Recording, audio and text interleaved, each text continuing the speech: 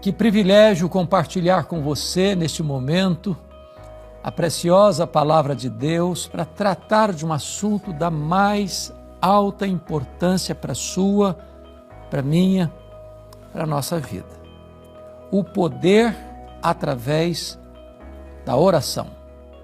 Eu vou basear esta mensagem em Tiago, capítulo 5, verso 16.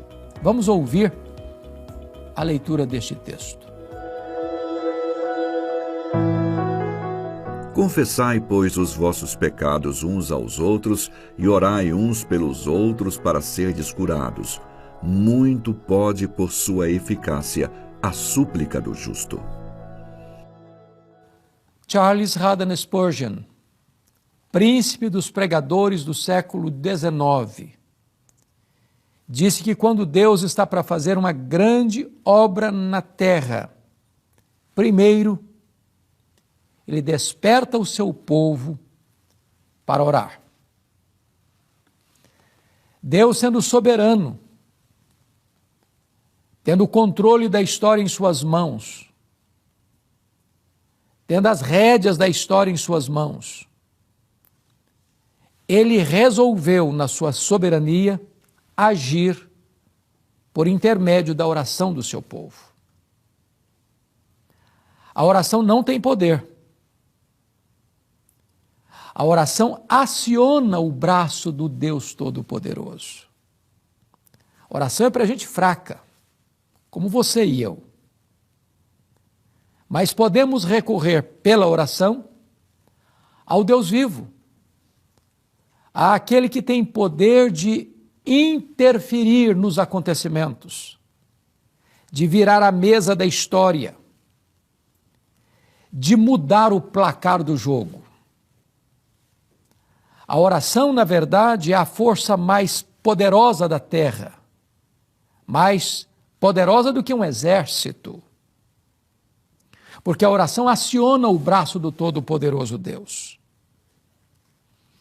A oração conecta a fraqueza humana à onipotência divina.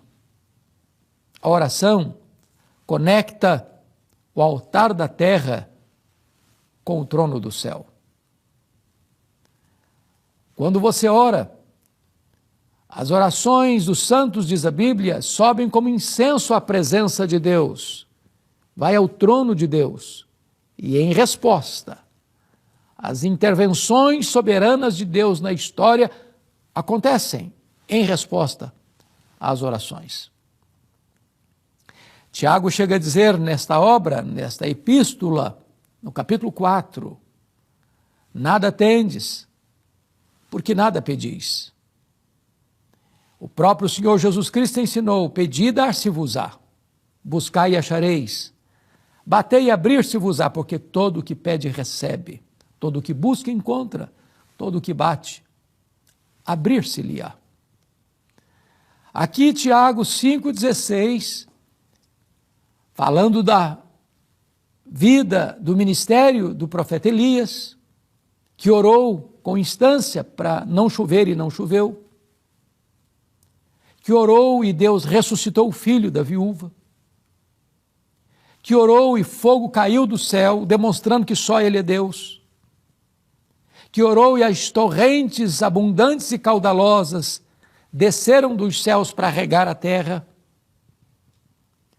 Elias pedia e Deus atendia. Então Tiago diz, muito pode, por sua eficácia, a súplica do justo. Muito pode, por seus efeitos, a súplica do justo. A pergunta é, quem é justo? Justo não é aquele que não erra, não peca, não transgride, porque a Bíblia diz que todos pecaram e destituídos estão da glória de Deus. Justo não é aquele que ostenta a justiça própria, porque a Bíblia diz que o melhor de nós, as nossas justiças aos olhos de Deus, não passam de trapos de imundícia. Justo é aquele que foi justificado, declarado justo diante do tribunal de Deus, porque a justiça do verdadeiro justo, Jesus Cristo, foi imputada, colocada em nossa conta, quando cremos nele, Jesus, como nosso Salvador e Senhor. Então, todos aqueles que foram declarados justos diante do tribunal de Deus podem orar, e orar com eficácia. Algumas pessoas dizem assim, mas a oração não muda nada. Eu quero dizer para você que muda sim. A Bíblia está cheia de exemplos de Deus virando a mesa da história, revertendo diagnósticos, alterando circunstâncias, em resposta às orações do seu povo. Quando o povo de Israel pecou no deserto, Deus disse para Moisés que iria destruir aquele povo e começar um novo povo através de Moisés, e Moisés se colocou na brecha, intercedendo pelo povo, e Deus suspendeu o juízo em resposta às orações de Moisés.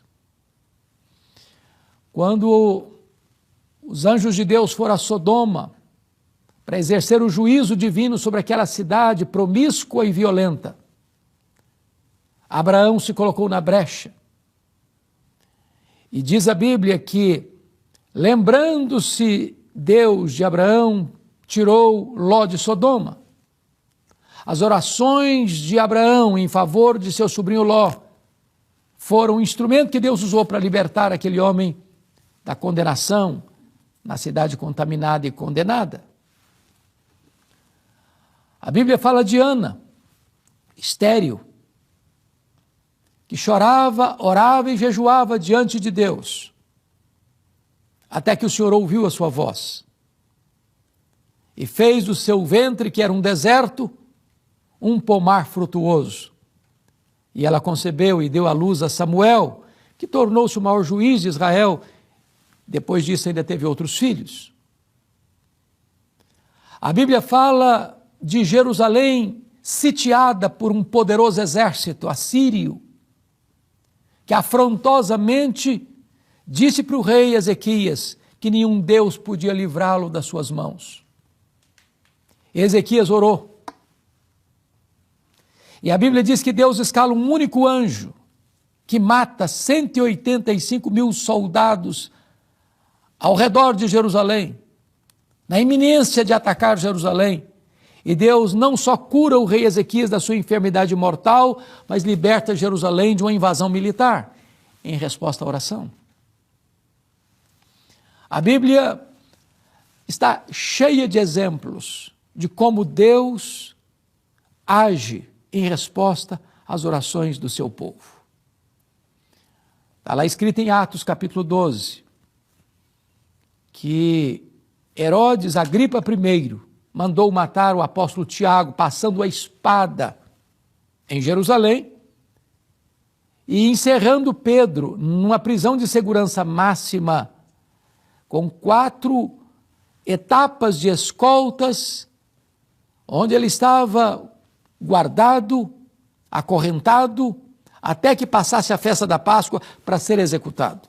Mas havia oração da igreja em favor de Pedro. E Deus enviou um anjo, e as ligaduras são soltadas. A prisão é aberta. O portão de ferro abre automaticamente. E milagrosamente Deus tira, através da ação angelical, Pedro daquela prisão de segurança máxima. Mas o rei, perverso e mau, que ordena a execução de Tiago, aguardando a execução de Pedro, é devorado pelo anjo do Senhor e morre. Deus virou a mesa da história.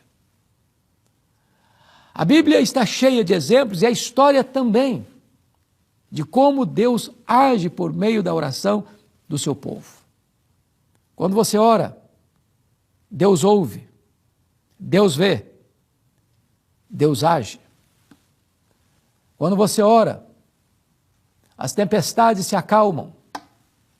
Quando você ora, Deus é poderoso para reverter os diagnósticos mais sombrios e trazer cura. Quando você ora, as lutas mais agudas da vida são sanadas, os nós mais apertados são desatados. Quando você ora, o inimigo bate em retirada. Quando você ora, Deus se manifesta. Em resposta à oração, Deus traz grandes avivamentos para a sua igreja. Quantas maravilhas Deus tem feito em resposta à oração. Me permita alguns poucos exemplos. A igreja da Inglaterra, no século XVIII, estava como que um vale de ossos secos. As igrejas estavam vazias. Uma onda de ateísmo varreu a Inglaterra como fruto do iluminismo. Até que alguns jovens universitários da Universidade de Oxford começaram a orar por reavivamento. John Wesley, George Whitefield. E na madrugada de 31 de dezembro de 1739, às 3 horas da madrugada, Deus derramou o seu espírito sobre aqueles jovens. E as igrejas se encheram de pessoas famintas de Deus.